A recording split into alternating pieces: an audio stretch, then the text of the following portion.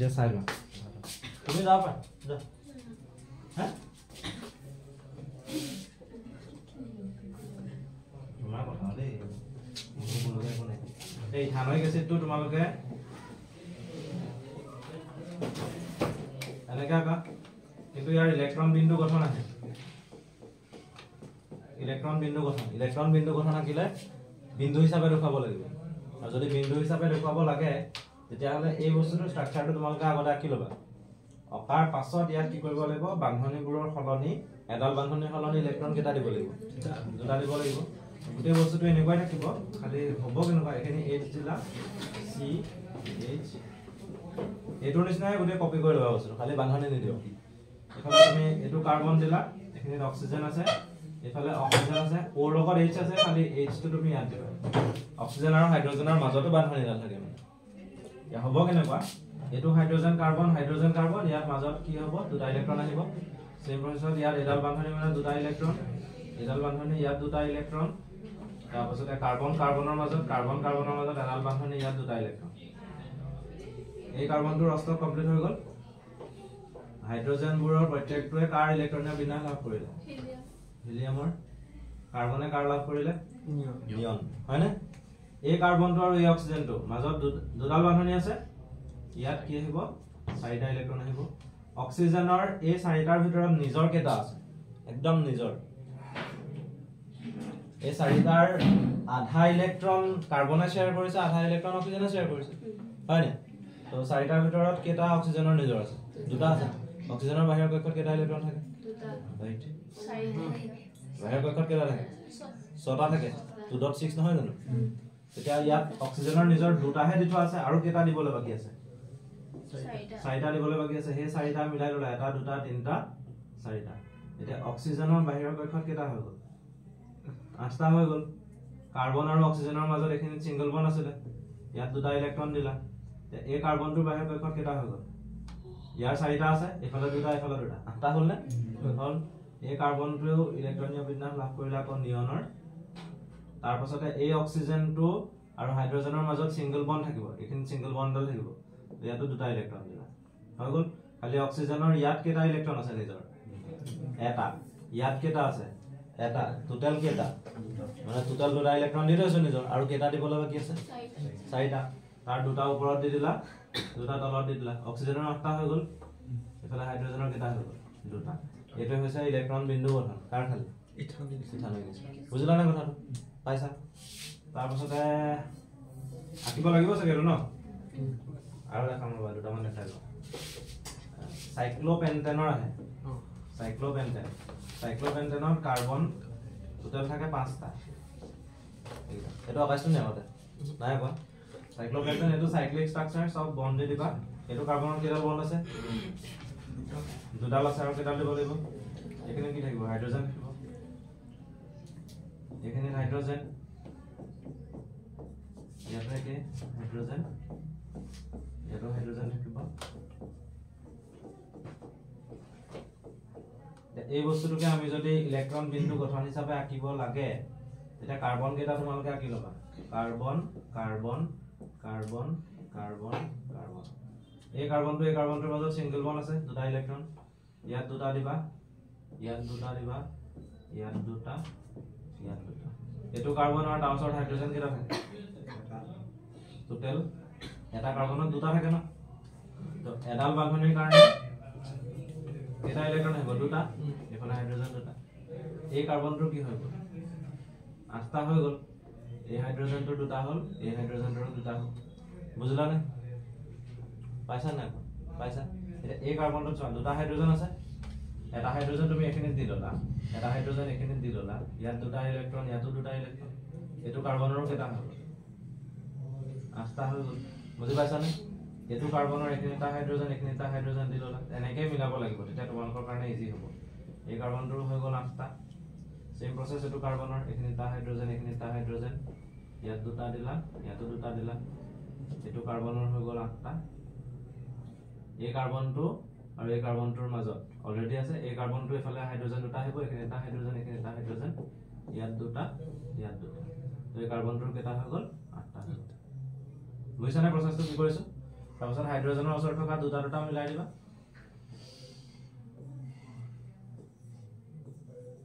এনেকে ইলেক্ট্ৰন বিন্দু গঠনখিনি হৈ যাব ক্লিয়াৰ হৈছে নে নাই আইডিয়াটো হৈছে তাৰপিছতে পানীৰ থাকিলে পানীৰটো মই দেখাইছো পানীটো একেবাৰে সহজ অক্সিজেন দিলা হাইড্ৰজেন কেইটা থাকে দুটা থাকে এইখিনি দুটা লাগি থাকিব এইখিনি দুটা লাগি থাকিব ইয়াত দুডাল বান্ধনী আছে এডাল বান্ধনীত অক্সিজেনৰ নিজৰ ইলেক্ট্ৰন কেইটা আছে এডাল বান্ধনীত অক্সিজেনৰ কেইটা আছে এটা টোটাল ইলেক্ট্ৰন কেইটা দি থোৱা আছে আৰু কেইটা দিব লাগিব চাৰিটা দুটা ওপৰত দিলা দুটা তলত দিলা অক্সিজেনৰ 8টা হৈ গ'ল এফালে হাইড্ৰজেনৰ ইয়াত দুটা এফালে হাইড্ৰজেনৰ ইয়াত দুটা এই ইলেক্ট্ৰন বিন্দু গঠনবোৰ ৰাখিবলৈ আছে কোনোবা এখন পেজত আছে তোমালোকৰ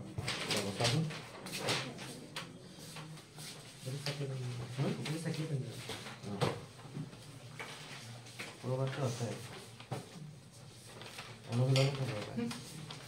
অনুশীলনটো আছে এইকেইটা 5 নম্বৰ কুৱেশ্যন ইথানলিক এচিড H2S আছে প্ৰপানল আছে H2 আছে এইকেইটা ইলেক্ট্ৰন বিন্দু গঠন এটা তো এনেকৈ আহিব লাগিব ইলেক্ট্ৰন বিন্দু গঠন তাত তুমি বান্ধনি দি দিব নোৱাৰা সেইটো হৈ গ'ল বুজি পালা আইডিয়াটো পালা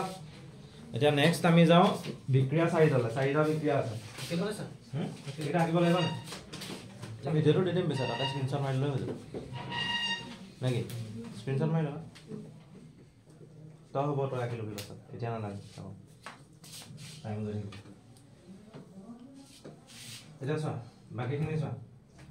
এতিয়া চাৰিটা বিক্ৰিয়া দেখাম এই চাৰিটা বিক্ৰিয়া কোৱা নাছিলো ন মই লিখি দিয়া নাছিলো এটা আছিলে তোমাৰ দহন এটা আছিলে যোগাত্মক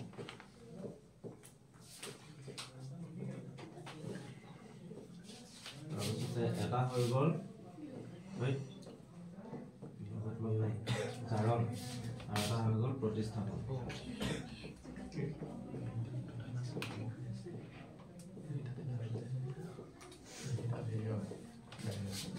এই বিক্ৰিয়াকেইটা জানিব লাগিব দহনটো একেবাৰে সহজ কাৰ্বনৰ যৌগবোৰ আমি কি কৰিব পাৰোঁ দহন ঘটাব পাৰোঁ কাৰ্বনৰ যেতিয়া দহন ঘটে কাৰ্বনৰ দহন কাৰ উপস্থিতিত ঘটিব অক্সিজেনৰ উপস্থিতিত C+O2 হ'লে কি উৎপন্ন হ'ব CO2 হয়নে এতিয়া যেতিয়া বস্তু এটাৰ দহন ঘটে তেতিয়া তাত তাপ শক্তি উৎপন্ন হয় গতিকে এই বিক্ৰিয়াটো কি হ'ব তাপবৰ্জি নে তাপগ্ৰাহী তাপবৰ্ধন তাৰপিছতে আহিলে CH4 + O2 এতিয়া আগতে অকল কাৰ্বন আছিলে অক্সিজেন আছিলে কাৰ্বন আৰু অক্সিজেন থকা বস্তু উৎপন্ন হৈছিলে এতিয়া কাৰ্বন হাইড্ৰজেন অক্সিজেন আছে কাৰ্বন অক্সিজেন লাগি কি উৎপন্ন হ'ব CO2 হাইড্ৰজেন অক্সিজেন লাগি কি উৎপন্ন হ'ব H2O আৰু লগতে শক্তি উৎপন্ন হ'ব তাপ শক্তিয়ে হওক বা পোহৰ শক্তিয়ে হওক বুজিলা এইবোৰ হৈছে তাপবৰ্জি বিক্ৰিয়া এটা তাৰপিছতে ইথানলৰ বিক্ৰিয়া এটা আছে এই বিক্ৰিয়াটো কিন্তু ইয়াত উৎপন্ন হোৱা বস্তু কেইটা একেই CO2 + H2O + শক্তি আছে হয় এটো হৈ গ'ল এটো মানে আছে খালি দহনত কিছুমান কথা আছে এইকেইটা কথা মই চাগে কোৱা নাই তোমালোকক দহনত দুটা বস্তুৰ কথা আছে এটা হৈছে সংপৃক্ত হাইড্ৰকাৰ্বন এটা হৈছে অসংপৃক্ত সংপৃক্ত হাইড্ৰকাৰ্বন কোনবোৰ জানা নে কোনবোৰ হয়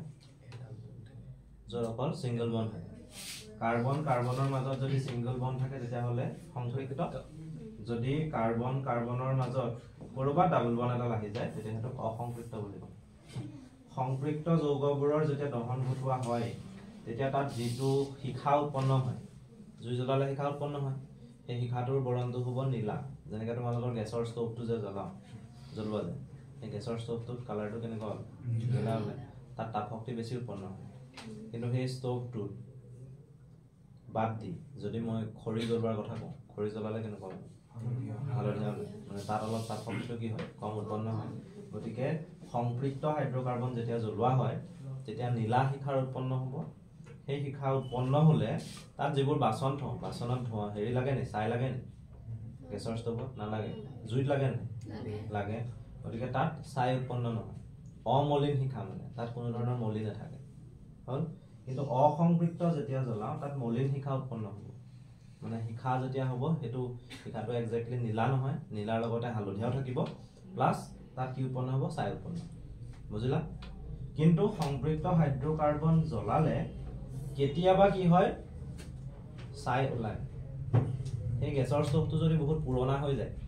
এই ফুটাবোৰ যদি বন্ধ হৈ যায় মামৰে ধৰি যায় তেতিয়া তাত নীলা শিখাৰ উপৰিও হালধীয়া শিখাও দেখা পোৱা যায় হেতু কিয় হয় অক্সিজেনৰ পৰিবহন কম হোৱাৰ কাৰণে কাৰণ যেতিয়া বস্তুটো জ্বলিব যেতিয়া বস্তুটোৰ এইটো ষ্টভটো ধৰি লোৱা ষ্টভটোত এইখিনি কি থাকিব সৰু সৰু ফুটা থাকিব ন সেই ফুটাবোৰ যদি বন্ধ হৈ যায় তেতিয়া বাহিৰৰ পৰা অক্সিজেনৰ পৰিমাণ যিমান পাব লাগে সিমান নাপাব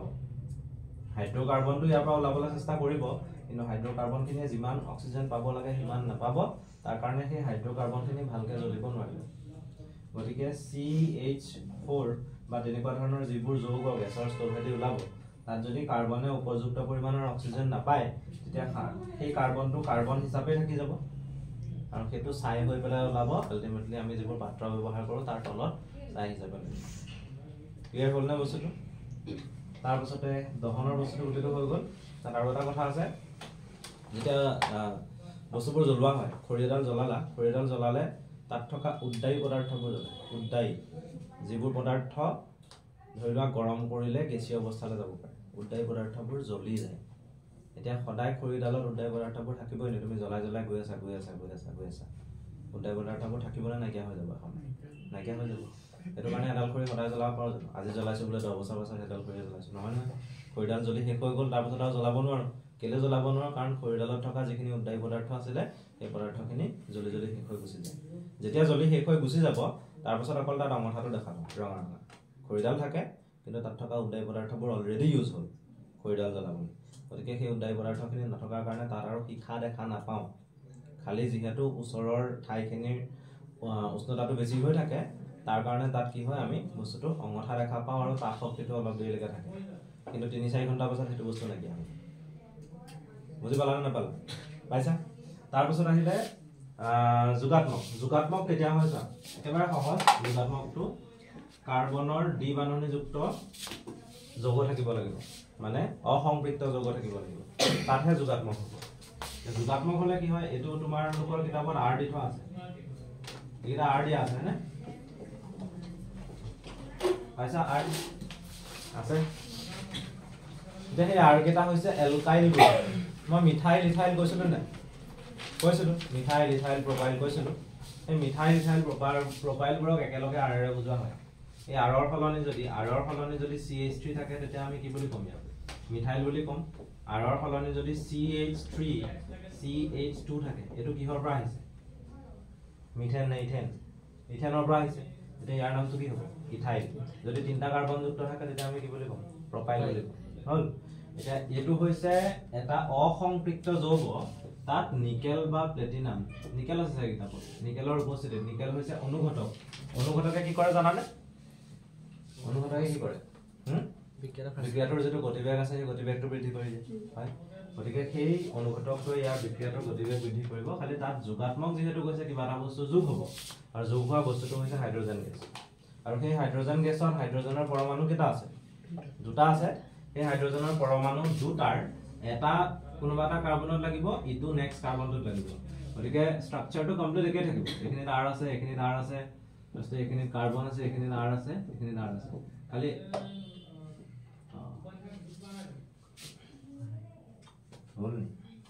বলে হে কাৰ্বন আমি লৈ দিছো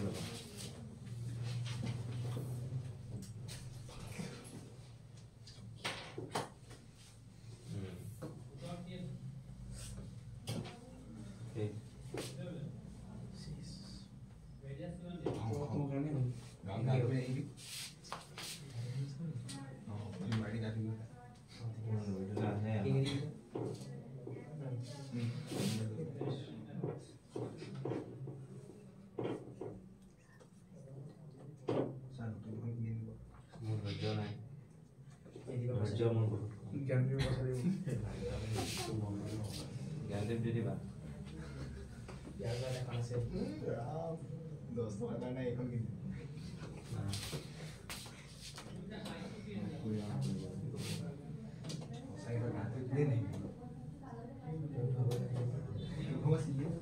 प्रथम विक्रियाটো কি কলো এতিয়া কোনটো বুজাই আছিলো যোগাত্মকত কেনেকুৱা যৌগ লাগে সংপৃক্ত নে অসংপৃক্ত তাত কোনটো বস্তু যোগ হয় হাইড্রোজেন গ্যাস কিহৰ উপস্থিতিত হয় নিকেল অনুঘটকৰ উপস্থিতিত হয় এখিনি লাগে ক্লিয়াৰ আছে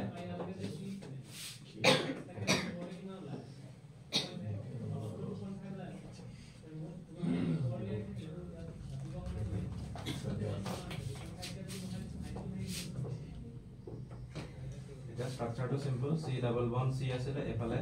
বাকি কেটা কি আছিলে R আছিলে কি যোগ হ'ব H2 গ্যাস যোগ হ'ব ইয়াত এটা লাগিব তো হ'ব কেনেকুৱা কাৰ্বন এখিনিত R আছিলে এখিনিত R এখিনিতে কি আহি যাব H এফালে কাৰ্বন আছিলে ইয়াত R আছিলে এখিনিত কি হ'ব H খালি মাজৰ যেডাল দ্বি বান্ধনী আছে সেই দ্বি বান্ধনীডাল কি হলে সলনি হ'ব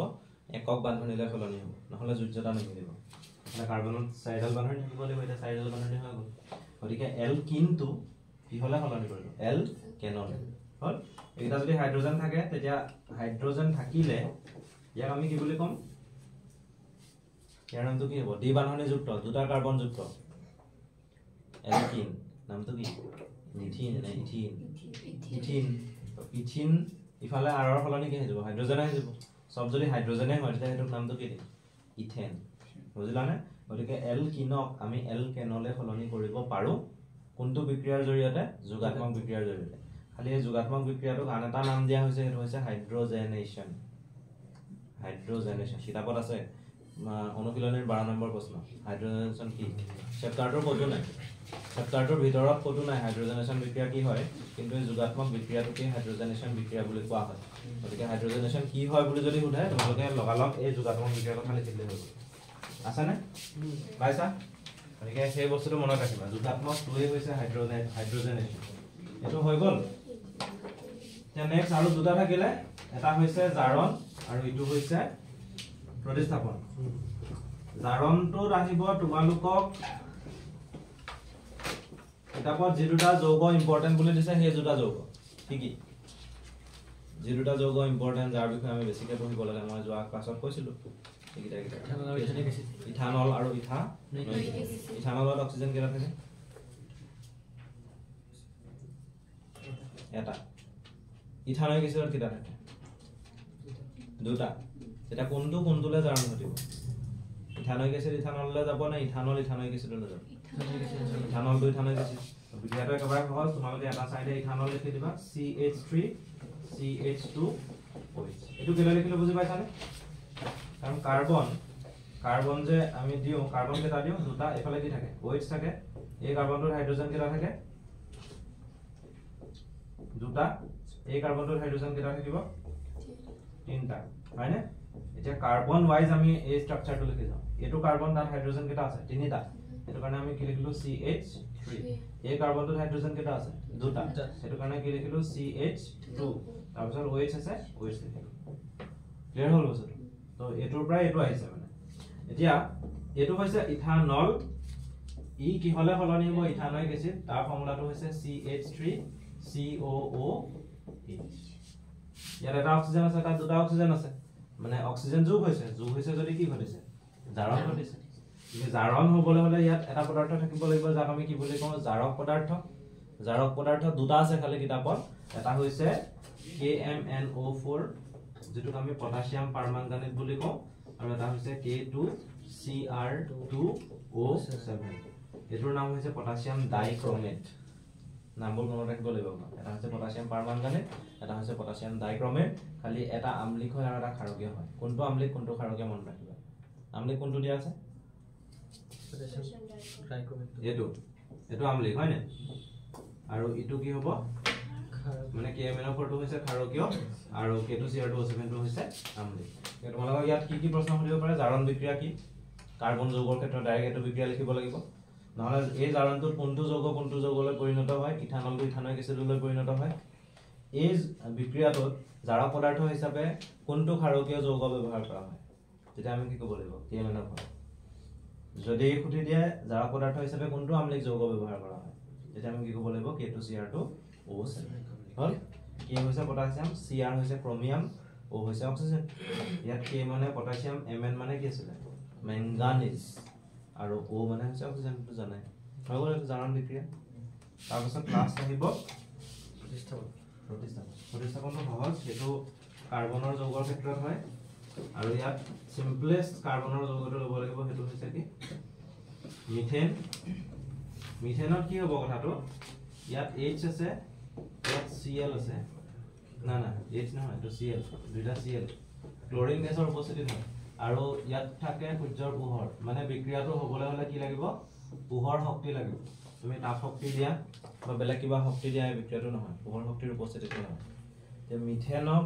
কাৰ লগত বিক্ৰিয়া কৰাব লাগিব Cl2 গেছ ক্লোৰিন গেছ ইয়াৰ ক্লোৰিন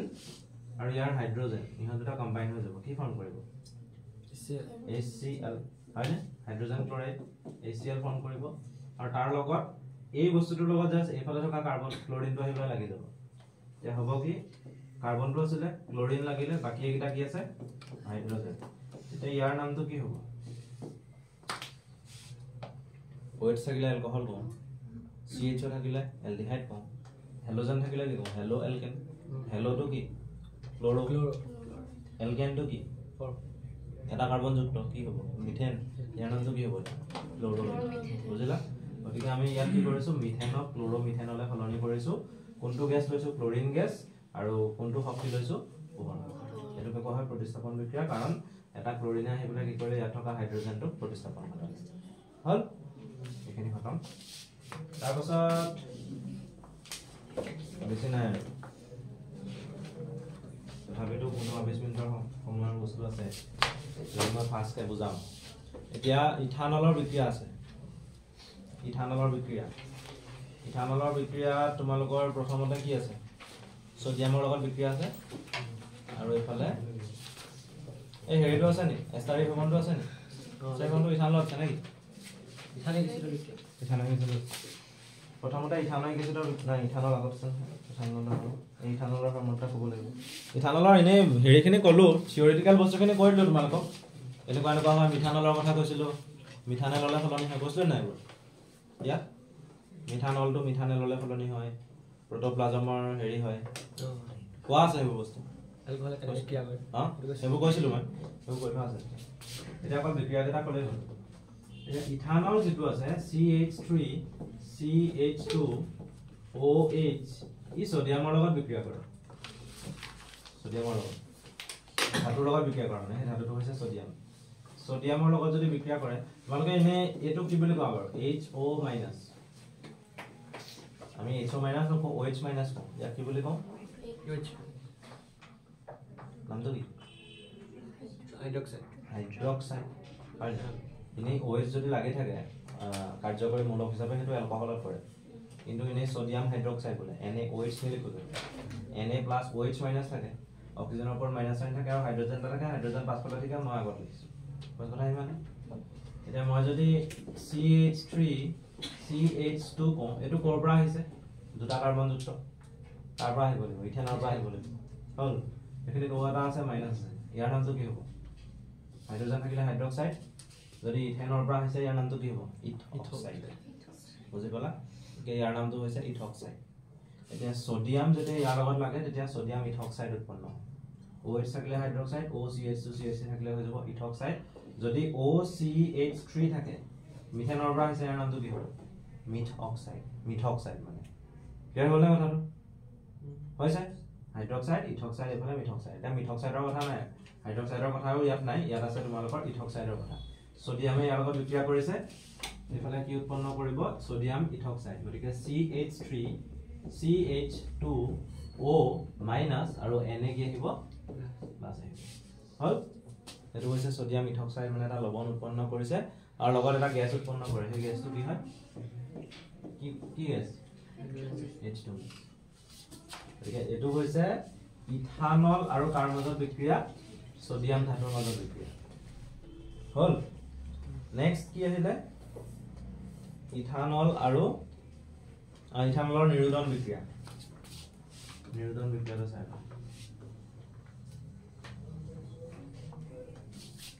দেহত যদি পানী কমি যায় তেতিয়া কি হোৱা বুলি কোৱা হয়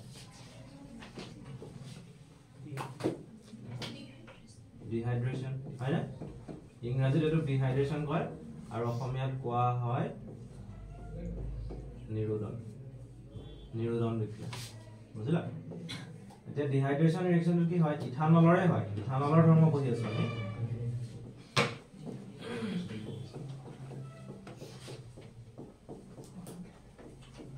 এটোৰ নামটো কি ইথানলে হয় দুটা কাৰ্বন যুক্ত আছে OH মই ইয়াত লিখো এতিয়া ইয়াত লিখিছো ইথানল হয় ইথানলৰ এই পাৰ্টটো আতৰি গুছি গ'ল সেইটো কি হিচাপে যাব H2O পানী হিচাপে গতিকে প্লাস কি থাকিব H2O থাকিব আৰু এইখিনি বস্তু যেনেকৈ আছে তেনেকৈ থাকিব C আছে H তাত কেটা লাগি আছে দুটা এফালে C আছে H কেটা লাগি আছে দুটা এতিয়া কাৰ্বনৰ যোজ্যতা মিলিছে নে 4 হ'ব লাগে হৈছে কি 3 মাজত কি হৈ যাব জীৱাণু নাই এটা এটো কোৱা হয়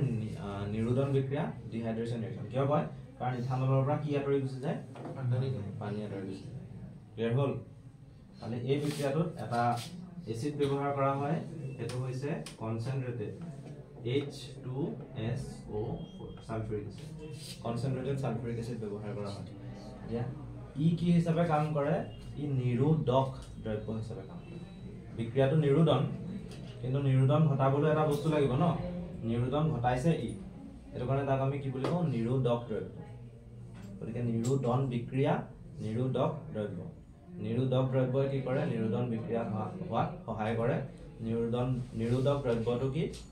concentrated sulfuric acid বা গাঢ় sulfuric acid আৰু টেম্পাৰেচাৰটো কিটো আছে তোমালোকৰ 443 কেলভিন এই টেম্পাৰেচাৰটো আছে বিক্ৰিয়াটো ডাবল চালে পাই যাবা গোটেই ডিটেইলছ নোটত চালে পাই যাবা হ'ব বুজি পালা অকমান আইডিয়াটো পাইছা ডিহাইড্ৰেচন কিয় কয় গম পালা কাৰণ ইয়াৰ পৰা পানীৰ অণুটো কি হয় আঁতৰি গৈছে আৰু কি উৎপন্ন হয় এটা অসংপৃক্ত যৌগ ইথানলৰ যদি ডিহাইড্ৰেচন হয় তেতিয়া ইথিন উৎপন্ন হ'ল এতিয়া ইয়াৰ ইথানলৰ ক্ষেত্ৰত এই দুটা বিক্ৰিয়া আছে নেক্সট আহিলে তোমালোকৰ ইথানয়িক এসিডৰ বিক্ৰিয়াৰ একদম প্ৰথমতে আছে এষ্টাৰি ভৱন আছে না এষ্টাৰি ভৱন আছে এষ্টাৰি ভৱনটো টান নহয় ইজি খালি তাত এটা যৌগ উৎপন্ন হয় যাৰ নাম হৈছে এষ্টাৰ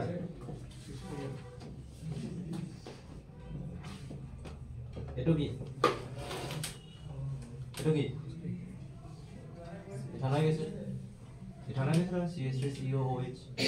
হয় না তাত আমি তাত কি দিব লাগিব ইথানল দিব লাগিব HOCH2CH2 এটা বিক্ৰিয়াটো কেনেকৈ হয় মই উল্টাকৈ লিখিছো বিক্ৰিয়াটো কেনেকৈ হয় চাবা এটা বিকাৰ ললো এই বিকাৰটোত মই পানী দিব লাগিব পানী দিলো আৰু তাত এটা মই টেষ্ট টিউব থব লাগিব এটো টেষ্ট টিউবটোত মই ইথানয়িক এসিডো দিম তাত মই ইথানলো দিম হল খালি টেষ্ট টিউবটো গৰম কৰিব লাগে গৰম কৰিবলৈ ইয়াত আমি কি দিব লাগিব বাৰ্নাৰ দিব লাগিব বাৰ্নাৰ দি যদি টেষ্ট টিউবটো ডাইৰেক্ট গৰম কৰো মানে বিকাৰটো নাই বুলি বাৰ্নাৰটো জ্বলাইছো ডাইৰেক্ট টেষ্ট টিউবটো দিছো এই টেষ্ট টিউবটো দিলে কি হয় ইথানলটোত পটককৈ জুই লাগি যায় মানে ফ্ৰণ্টেদি আহি পেলাই টেষ্ট টিউবটোত জুই লাগি যাব আলটিমেটলি তাত এক্সিডেন্ট হোৱাৰ সম্ভাৱনা থাকে এটো কাৰণে এই বিক্ৰিয়াটো কেতিয়াও টেষ্ট টিউবটো হাতত লৈ বা ডাইৰেক্টলি টেষ্ট টিউবটো গৰম কৰি পেলাই নকৰে টেষ্ট টিউবটো আগতে কি কৰিব এই পানীত ৰাখিব এইখিনি পানী হয় বুলি এই পানীখিনি গৰম হ'ব জুই দিয়াৰ লগে লগে পানীখিনি গৰম হ'লে টেষ্ট টিউবটো গৰম হ'ব টেষ্ট টিউবটো গৰম হ'লে তাত থকা এইকেইটাও গৰম হ'ব সিহঁতে যেতিয়া এটা নিৰ্দিষ্ট উষ্ণতা পাই যাব তেতিয়া সিহঁতৰ মাজত কি হ'ব বিক্ৰিয়া হ'ব বুজিলা আৰু সেই বিক্ৰিয়াটো যেতিয়া হয় তেতিয়া এইফালেদি স্মেল ওলাই মানে কেলে ওলাই তাত নতুন এটা পদাৰ্থ উৎপন্ন হৈছে যাৰ স্মেলটো বহুত ধুনীয়া আৰু সেইটোকে কোৱা হয় নাম দিয়া হৈছে এষ্টাৰ আৰু যিহেতু এষ্টাৰ উৎপন্ন হয় সেইটো কাৰণে বিক্ৰিয়াটোৰ নাম হৈ গ'ল এষ্টাৰি ভৱন আইডিয়াটো পাইছা ক্লিয়াৰ হৈছে না অলপ হৈছে এতিয়া এই বিক্ৰিয়াটো হলে কি উৎপন্ন হয় চোৱা সহজ ইয়াৰ এটা H আৰু ইয়াৰ OH আঁতৰি যাব আলটিমেটলি কি আঁতৰিব HHO মানে H2 পানী বাকি অংশখিনি জয়েন কৰি দিব লাগিব ইয়াৰ OH টো নাই বুলি ধৰিবা এটা ইয়াত কি থাকিব CH3 থাকিব C ডাবল বন্ড O থাকিব এফালে OH টো নাই এফালে H2 নাই এই O2 এই কাৰ্বনটো লাগি যাব এই পাৰ্টটো লাগি যাব এই পাছৰ যে পাৰ্টটো আছে যে এই পাৰ্টটো ইয়াত লাগি যাব O পাছত কি আহিব CH2 তাৰ পাছত কি আহিব CH3 ইয়াৰ নামটোই হৈছে এষ্টাৰ বুজিলা আৰু এই এষ্টাৰটো তাৰ ইয়াৰ দুটা হেৰি আছে ইউজ হৈছে এষ্টাৰটোক আমি সুগন্ধি দ্ৰব্য হিচাপে ব্যৱহাৰ কৰিব পাৰোঁ কাৰণ তাৰ স্মেলটো বহুত ভাল পাৰফিউমত ব্যৱহাৰ কৰা হয় আৰু তাক আমি খাদ্যৰ সুস্বাদু কাৰক হিচাপে ব্যৱহাৰ কৰোঁ দুটা ইউজ আছে কিতাপত ধুনীয়াকৈ লিখি থোৱা আছে আমি নোটটো পাই যাব একদম স্পষ্টকৈ লিখা আছে এই ইউজ কেইটা চাই ল'বা এইকেইটা ইউজ হৈ গ'ল পাইছা নে বুজি পাইছা তে ইয়াৰ পৰা ইয়ালৈকে অহা প্ৰক্ৰিয়াটো কি বুলি কোৱা হৈছে এষ্টাৰি ভৱন হয়নে এতিয়া এই যে এষ্টাৰটো যে গঠন হ'ল এই এষ্টাৰটো যে গঠন হ'ল এই এষ্টাৰটোক আকৌ আমি সোডিয়াম হাইড্ৰক্সাইড দি দিলে এইকেইটা যৌগ উৎপন্ন হৈ যায় এইকেইটা লগ লাগি এষ্টাৰ উৎপন্ন হৈছে এই এষ্টাৰটো আকৌ সোডিয়াম হাইড্ৰক্সাইডৰ লগত যদি বিক্ৰিয়া ঘটাও তেতিয়া আকৌ এই প্ৰথম যে দুটা যৌগ আছে সেইকেইটাই উৎপন্ন হয় বুজিলানে কি উৎপন্ন হ'ব তেতিয়া CH3 C double bond O খালি যেহেতু ইয়াত মই সোডিয়াম হাইড্ৰক্সাইড দিছো H ৰ সলনি এই সোডিয়ামটো আহি যাব কি গঠন হ'ব CH3COONA আৰু ইথানলটো এক্স্যাক্টলি তেনেকৈ গঠন হ'ব CH3 CH2OH এতিয়া সোডিয়াম হাইড্ৰক্সাইড দি এষ্টাৰক এইকেইটালৈ যে ৰূপান্তৰ কৰিছো এই বিক্ৰিয়াটোৰ নাম হৈছে সাবনি ভৱন বা সেপনিফিকেশন কিতাপত আছে এষ্টাৰ ভৱনৰ তলতে সাবনি ভৱন আছে একদম নেক্সট পেজৰ ফাৰ্স্ট আছে কিতাপত আছে সাবনি ভৱন সেপনিফিকেশন পাইছা সাবনি ভৱন কেলে কোৱা হৈছে কাৰণ এই অংশটোৱে সাবনত থাকে সাবনৰ মেইন পাৰ্ট হৈছে এই অংশটোৱে সাবনত থাকে এটো কাৰণে বিক্ৰিয়াটোৰ নাম কি দিয়া হ'ল সাবনি হল এটা এই বিক্ৰিয়াটোৱে সাবন মানে এই অংশটোৱে আমাক সাবনত লাগিব খালি সাবনত এনেকুৱা সৰু নাথাকে কাৰ্বন দুটা থকা নাথাকে চেইনডাল অকমান দীঘল হয় 16-17টা কাৰ্বন থাকে তাৰ পাছত এই পাৰ্টটো থাকে আইডিয়াটো হ'ল এতিয়া এটো হৈ গ'ল বাকি হেৰিকিটা মই নকৰাম দেই দুটা বিক্ৰিয়া আছে সেইকিটা মই তোমালোকক কৈ দিছো পেজ নাম্বাৰ 74 2 আৰু 3 দুটা বিক্ৰিয়া আছে 2 আৰু 3 ওপৰত ক্ষাৰৰ লগত বিক্ৰিয়া আৰু এটা হৈছে কিহৰ লগত বিক্ৰিয়া সোডিয়াম কাৰ্বনেট ক্ষাৰৰ লগত বিক্ৰিয়া হওঁতে কি উৎপন্ন হৈছে চা ইথানয়িক এসিড আছে ক্ষাৰৰ লগত বিক্ৰিয়া অকল বিক্ৰিয়াটো চা ওপৰত 2 নম্বৰত সোডিয়াম হাইড্ৰক্সাইড দেখা পাইছা বিক্ৰিয়াটো আছে তাৰ লগত কি লগাইছে CH3COOH উৎপন্ন কি হৈছে CH3COONA মানে তাৰে সাবনৰ অংশটো যে কৈছিলো এটো উৎপন্ন হৈছে লগতে কি উৎপন্ন হৈছে পানী আৰু তলত যদি চোৱা এইটা হৈছে কাৰ্বনেট আৰু এটা হৈছে হাইড্ৰোজেন কাৰ্বনেট তাৰ তলত সোডিয়াম কাৰ্বনেট আৰু সোডিয়াম হাইড্ৰোজেন কাৰ্বনেটৰ লগত বিক্ৰিয়া কৰোতে একেগিটা বস্তু উৎপন্ন হৈছে খালি তাৰ লগত আৰু এটা গ্যাস যোগ হৈছে সেই গ্যাসটো হৈছে কাৰ্বন ডাই অক্সাইড বিক্ৰিয়াটা একো টান নহয় বুজি পালা এটা প্ৰথম CH3COONA যে হয় এটো কোৱা হয় sodium salt of acetic acid বা ইথানয়িক এসিড মানে ইথানয়িক এসিডৰ সোডিয়াম লবণ এনায়নটো কৰ পৰা আহিব এই এনায়নটো যে আছে CH3COO মাইনাস এটো এনায়নটো কৰ পৰা আহিছে ইথানয়িক এসিডৰ পৰা আহিছে আৰু লগতে কি আহিলে Na+ কেটায়ন আৰু এনায়ন আছে এটো কাৰণে এটো সল্ট বুলি কোৱা হয় খালি এনায়নটো আহিছে ইথানয়িক এসিডৰ পৰা সোডিয়ামটো সোডিয়াম হাইড্ৰক্সাইডৰ পৰা আহিছে এটো কাৰণে এটো কি বুলি কোৱা হ'ব sodium salt of ethanoic acid বা ইথানয়িক এসিডৰ সোডিয়াম লবণ হল আইডিয়াটো পালা এটোটা পাৰিবা যে একো টান নহয় অকমান হেখিনি কথাই আছে লাষ্ট থাকিলে তোমালোকৰ সাবন আৰু অপমাৰ্জ বুজাই দিলে ঠিক এই বস্তুটো ভালকৈ চাইবা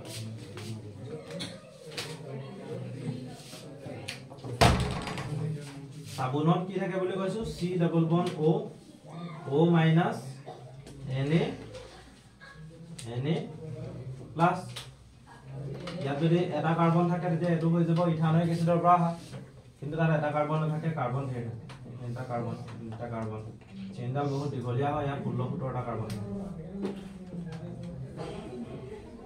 এই কাৰ্বন ধেৰ থাকে এই কাৰ্বনবোৰৰ যোজ্যতা মিলাবলৈ এবোৰত কি থাকিব হাইড্ৰোজেন এনেকৈ হাইড্ৰোজেন থাকিব হয় এতিয়া তোমালোকৰ কিতাপৰ সাবনৰ অণুটো এনেকৈ দিছে হয়নে এটো আছে এতিয়া এই পাৰ্টটোৱে এই অংশটো বুজাই আছে মই ইয়েলো কালাৰ দিছো চাইবা এই অংশটো যে গোলটো এই গোলটো এই অংশটো বুজাই আছে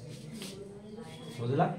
বাকি এই চুকবোৰ যে আছে এই চুকবোৰ এটা কাৰ্বন আছে যেনেকৈ এটো যে গৈছে ইয়াত এটো এখানে কি আছে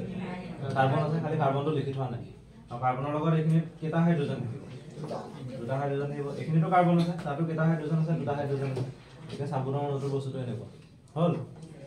তোমালোকক এইটো যে আঁকি দিছে মানে ইয়াত একচুয়ালি কাৰ্বন আছে হাইড্ৰোজেন আছে আৰু অক্সিজেন আছে এফালে কাৰ্বন অক্সিজেন থকা পাৰ্টটো আছে এফালে কাৰ্বন হাইড্ৰোজেন থকা পাৰ্টটো আছে কাৰ্বন অক্সিজেন থকা এই যেটো গোল অংশ এটো হৈছে জলস্নেহী কি কৰে চেনেহ কৰে ভাল পায় জলস্নেহী জলক ভাল পায় পানীক ভাল পায় আৰু এইটো হৈছে জল কি আছে ঘৃণী বুলি আছে বিকৰ এটা জলাকৰ্ষী এটা জলা বিকৰ্ষী হল বা জলস্নেহী আৰু জল কি ঘৃণী এতিয়া এইটো পানীৰ লগত থাকিবলৈ বিচাৰে এইটো পানীৰ পৰা আঁতৰত থাকিবলৈ বিচাৰে এতিয়া আমাৰ কাপোৰত যিবোৰ দাগ লাগে সেই দাগবোৰ কেনেকুৱা হয় অইলি হয় হয়নে কাপোৰ এখন আছে তাত দাগ লাগি আছে সেই দাগবোৰ হৈছে অইলি এতিয়া সেই কাপোৰখন মই যেনিবা পানীত দি থৈছো তাত মই চাবোন দিছো চাবোন দিলে চাবোনৰ কোনটো অংশ তেলে কাক আকৰ্ষণ কৰে তেলক হয়নে গতিকে ই কোনটো অংশক আকৰ্ষণ কৰিব জলস্নেহী নে জলঘৃণী জলঘৃণী বুজি পালা তেলটো আকৰ্ষণ কৰিব জলঘৃণী অংশ